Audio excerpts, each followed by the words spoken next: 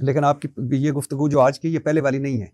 پہلے بھی آپ بڑے کریٹیکل تھے ایران پہ, صلح حدیبیہ کر لے, جی وہ ٹاپک الگ ہے, کیا کر رہا ہے, صلح کر لے, خود کو بچا لے. جی میں کو بتاتا ہوں. پہلی بات ہے کہ پہلے بھی میرے کلپ کاٹے گئے, جو میں یہ باتیں کرتا ہوں یہ نکال لیتے ہیں, دوسری والی چیزیں جو ہے وہ ہائی لائٹ کر دیتے ہیں. میں ہمیشہ بیلنس گفتگو کرتا ہوں. فلسطین میں تنظیم نے جب اٹیک کیا تو اس وقت بھی جو میری ویڈیو ریکارڈ ہے وہ آپ دیکھیں.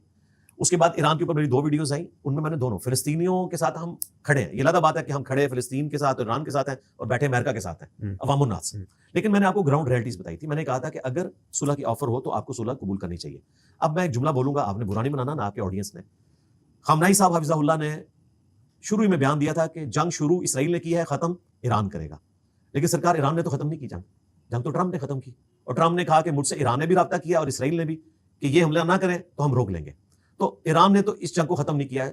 جنگ تو غصے وقت, یہ میں تفنن کے طور پہ کہہ رہا ہوں, وہ ٹرمپ نے کروائی ہے, اسی کے کہنے پہ جنگ ختم ہوئی ہے. ایران نے کہا تھا کہ جو اسرائیل نے کیا اب ہم ان کو اس طریقے سے معاملے کو آگے لے کے چلیں گے.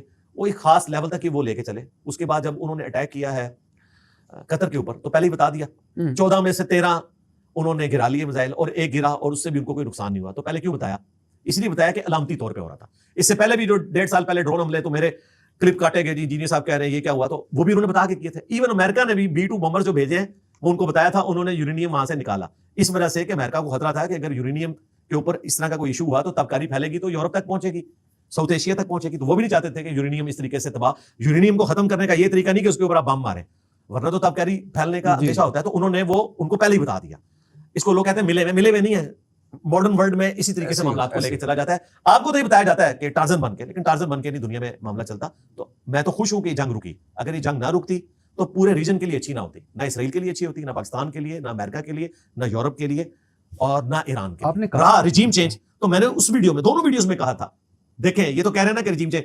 میں نے پہلے دن کہا تھا کہ امریکہ بھول جائے کہ رجیم چینج ہو سکتی ہے.